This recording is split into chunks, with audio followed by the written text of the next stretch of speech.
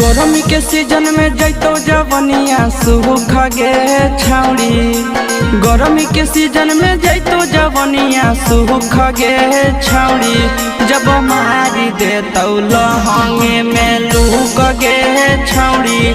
जब मारी देतौ लहंगे में लूक गे छौड़ी। आगे बढ़े लगतौ दिने दिने दुख गे छौड़ी। आगे बढ़े लगतौ दिने दिने दुख गे छौड़ी। जब मारी देतौ लहंगे में लूक गे छौड़ी। जब मारी देतौ लहंगे में लूक गे छौड़ी।